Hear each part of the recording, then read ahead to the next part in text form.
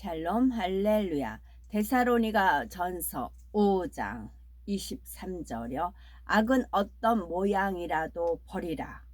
평강의 하나님이 친히 너희를 온전히 거룩하게 하시고 또 너희의 온 영과 혼과 몸이 우리 주 예수 그리스도께서 강림하실 때에 흠없게 보존되기를 원하노라. 아멘. 1차 영혼육 5번째, 그릇 됨됨이와 마음 됨됨이입니다.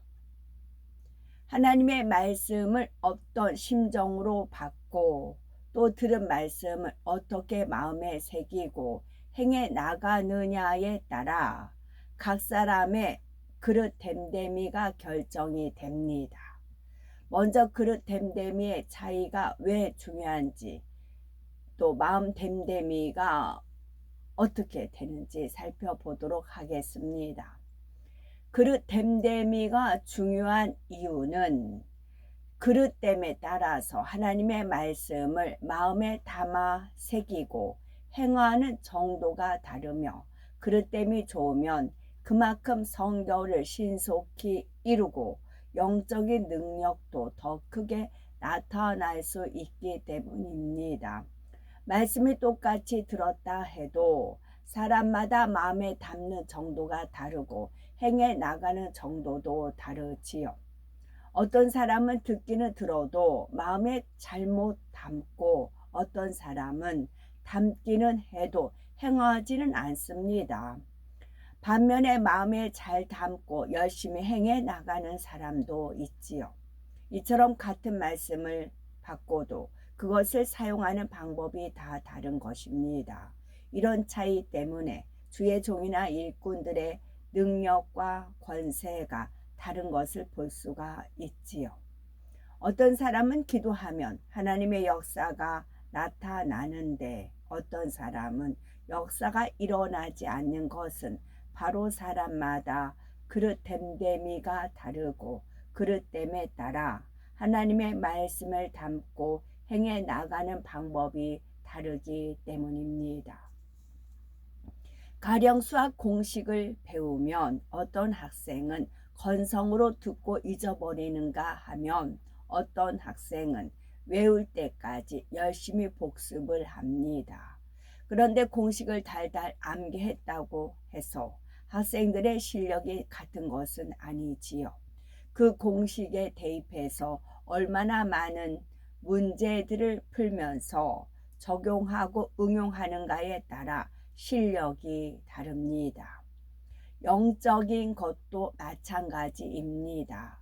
같은 하나님의 말씀을 듣고 배워도 영적인 능력이 다르지요. 어떤 사람은 말씀을 듣는 대로 놀랍게 변화되는데 왜 어떤 사람은 수년이 지나도록 그 큰 진보가 없는 것일까요? 우리가 하나님의 말씀을 생명처럼 귀히 여기고 그 말씀대로 행해 나간다면 변화가 일어나게 되어 있습니다. 무엇보다 영적으로 하나님과 교통할 수가 있지요. 기도하면 응답이 오고 또 영적인 축복뿐만 아니라 물질의 축복도 넘치게 받습니다. 성령의 음성을 들어 사명을 감당해 나가니 심령들을 대하며 깨어지고 변화되는 역사가 나타나지요. 자신이 하려고 하는 것이 아니라 하나님께서 하시도록 맡겨드림으로 아름다운 열매들이 맺히는 것입니다. 마음 됨됨이는 어떤 면에서는 그릇 됨됨이와 비슷한 것으로 이해될 수가 있지만 그릇 됨됨이에 비해 마음을 좀 더 구체적으로 말하고 있는 부분입니다. 마음 됨됨이라는 것은 똑같은 그릇됨을 가졌다 할지라도 그 상황에서 얼마나 마음을 넓혀서 사용하는가에 따라 달라집니다. 비유를 들면 그릇 됨됨이는 그릇의 재질, 곧 금그릇이냐, 은그릇이냐, 질그릇이냐 하는 것에 관계가 되지요. 반면에 마음 됨됨이는 그릇의 크기와 관계된다 할 수가 있습니다. 그 마음 됨됨이를 크게 네 가지로 설명을 하면, 첫 번째는 자신이 해야 할 것 이상으로 해내는 경우입니다. 이러한 사람은 마음 됨됨이가 가장 좋은 그릇입니다. 예를 들어서 부모가 자녀에게 방에 떨어진 휴지를 주우라고 하면 휴지를 줄 뿐만이 아니라 휴지통까지 비우는 자녀가 있지요. 더 나아가 방 안에 먼지까지 쓸고 닦고 구석구석까지 청소하여 부모에게 흡족함과 기쁨을 안겨주는 자녀도 있습니다. 또 청소할 때 자기 집 마당과 문 앞만 치우고 끝내는 사람이 있는가 하면 옆집 대문 앞까지 쓸어주는 사람도 있지요. 더 나아가 동네 골목길까지 부지런히 청소하는 사람도 있습니다. 이렇게 마음을 넉넉하게 쓰는 사람은 주변 모든 일에 주변 사람들로부터 칭찬과 인정을 받습니다. 이와 같이 우리도 하나님 앞에서 얼마나 넓게 쓰느냐에 따라 마음 됨됨이가 달라집니다. 예를 들어 스데반 집사나 빌립 집사 같은 경우는 주의 종이 아니니 적당히 신앙생활 한 것이 아니라 주의 종에 못지 않은 마음 됨됨이로 성결되고 충성하여 하나님 앞에 온전한 자녀의 모습을 이루어 갔습니다. 그러므로 이들은 하나님의 사랑과 기쁨이 되었고 집사로서 큰 권능과 기사와 표적을 민간에 많이 행할 수가 있었던 것입니다. 두 번째는 자신이 해야 할 것만 겨우 해내는 경우이지요. 이러한 사람은 자신에게 주어진 책임과 의무는 확실하게 하지만 주변을 돌아보거나 다른 사람을 도와주는 데까지는 마음을 쓰지 못합니다. 가령 부모가 휴지를 주우라 하면 달랑 휴지만 줍는 경우이지요. 주 안에서도 자신에게 주어진 사명만 감당하는 경우가 있습니다. 자신이 맡은 일만 하고 다른 분야에는 마음을 쓰지 못하는 경우인데, 이러한 사람은 하나님 앞에 큰 기쁨을 드리지는 못합니다. 예를 들어 찬양이나 어떤 분야에 특별한 달란트가 있어서 직분을 맡았다 해도 마음 됨됨이가 좋은 사람은 그 분야만 감당하는 것이 아닙니다. 비록 영혼 관리라는 직분을 맡지 않았다 해도 기관장이나 구역장과 하나 되어 영혼들을 돌아본다든가 그 밖에 내가 도울 일이 없는지 마음을 쓰지요. 교회적인 행사가 있을 때도 마음을 넓게 쓰는 사람은 자신의 사명뿐만 아니라 전반적인 분야들을 마음에 담고 아버지 하나님의 심정으로 돌아보는 것입니다. 이런 마음이라면 기도할 때도 자신이 맡은 분야만을 위함이 아니라 다른 분야의 사명 맡은 분들을 위해 자신의 일처럼 간절히 기도하게 되지요. 이럴 때에 하나님 앞에서도 큰 기쁨이 되고 그만큼 천국의 상급도 큰 것입니다. 세 번째는 반드시 해야 하는 것만 억지로 하는 경우입니다. 이런 사람은 기쁨과 감사함으로 하는 것이 아니라 불평, 불만이 가득하고 매사에 부정적이며 자신을 희생하고 섬기는데 인색합니다.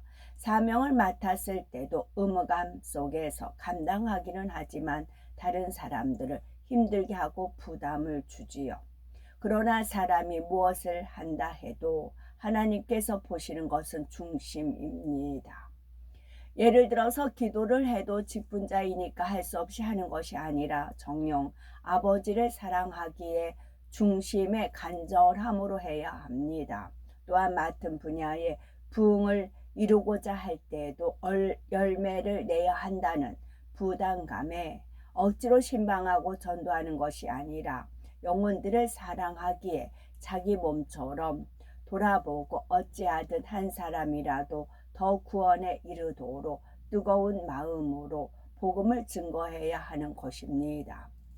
이런 사람의 입에서는 부정적인 말이나 불평, 불만이 나오지 않습니다. 항상 기쁨의 찬송이 흘러나오고 하나님의 사랑과 은혜에 감사하는 고백이 저절로 나오지요.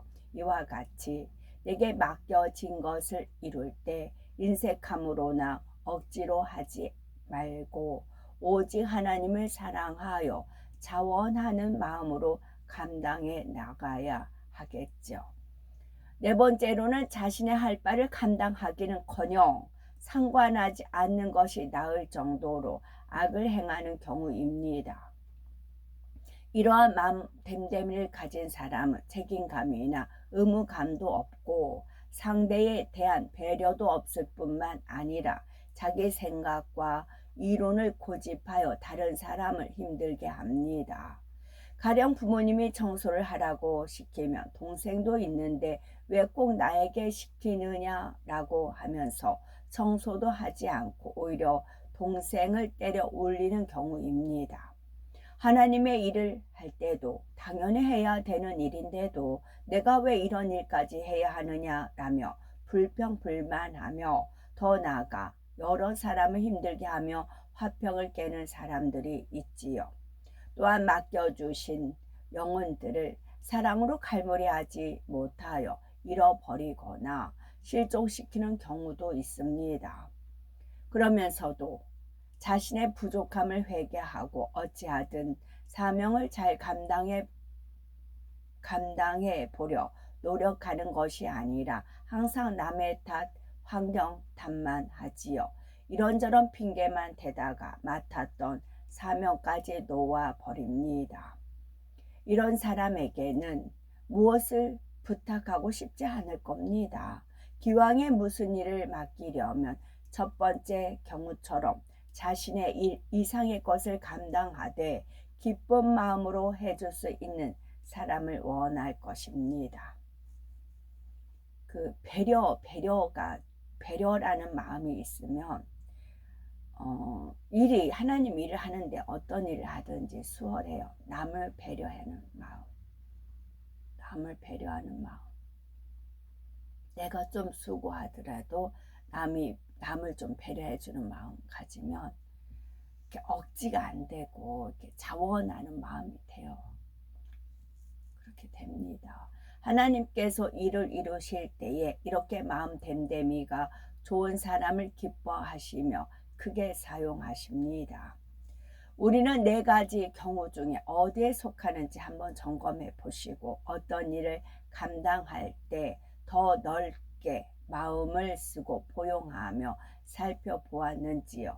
혹시 주어진 만큼만 간신히 감당하면서 불평불만이 가득한 마음이었거나 행할 것도 행치 않으면서 주변 사람을 힘들게 하고 서로 간에 다투며 부딪히는 분야는 없었는지요. 이러한 것을 살펴보므로 만약 내 마음 됨됨이가 부족했다면 이제부터라도 더 넓고 큰 마음으로 바꾸면 됩니다. 그러기 위해서는 기본적으로 마음을 성결하게 하여 그릇 됨됨이를 갖추어야지요. 그릇이 좋지 않은데 마음 됨됨이만 좋아질 수는 없습니다. 그리고 모든 분야에서 열정을 가지고 행하며 자신을 희생하고 헌신하는 마음을 이루는 것이 마음 됨됨이를 좋게 하는 것입니다. 이렇게 마음 됨됨이가 좋은 사람들은 하나님 앞에 쓰임 받을 때도 더 큰 일을 감당하며 영광 돌릴 수가 있습니다. 요셉은 형들의 시기 질투로 인해 애굽으로 팔려가서 시위대장 보디발의 종이 되었으나 자신의 신세를 한탄하고 있지는 않았습니다. 매를 맞지 않으려고 주인이 시키는 일만 적당히 한 것도 아닙니다. 성실하게 맡은 일을 행하며 주인의 마음으로 집안일을 돌아보므로 결국 주인에게 인정받아 그 가정에 제발 업무를 맡게 되었지요. 결국 요셉은 하나님의 택하심을 받아 애굽 온 나라를 다스리는 총리가 되었으며 자기 가족과 민족을 구원하는 위대한 사람이 되었습니다. 자신이 처한 환경 속에서 매 순간 하나님 앞에 최선을 다하고자 노력하며 좋은 됨됨이로 보고 듣고 행하였기에 하나님 앞에 크게 쓰일 수가 있었던 것입니다. 이처럼 각자가 어떻게 마음을 쓰고 자신의 마음 됨됨이를 만들어 가는가에 따라 하나님 앞에 쓰임 받는데 엄청난 차이가 납니다. 기관에서 단지 회원이라 해도 기관장의 마음으로 모임에 동참하고 신방하며 영혼들을 돌아보면 결국 회원들의 인정을 받아 기관을 맡게 되며 계속 그렇게 마음을 넓게 써 나가면 선교회장이나 연합회장도 될 수가 있지요. 이런 사람이라면 교회에서만 열심 내는 것이 아니라 가정에서도 직장에서도 마음을 넓게 쓰며 무사람에게 인정을 받습니다. 이렇게 마음 됨됨이를 아름답게 이뤄나가면 결국은 온 집에 충성하는 자라 인정받은 모세와 같이 하나님 앞에서 귀한 일꾼이 되는 것입니다. 그러므로 말씀을 잘 양식 삼아 귀한 그릇으로 나와 하나님의 큰 기쁨이 되며 늘 하나님의 사랑과 축복이 넘치기를 바랍니다. 마음 됨됨이. 여기 있네요. 모든 분야에서 내가 모든 분야에서 열정을 가지고 자신을 희생하고 헌신하는 마음을 이루는 것이 마음 됨됨이를 좋게 하는 것입니다. 모든 분야예요.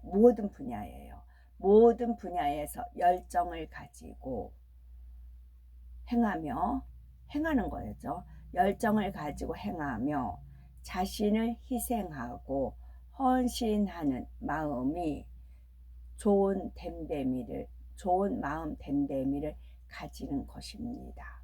아멘. 샬롬.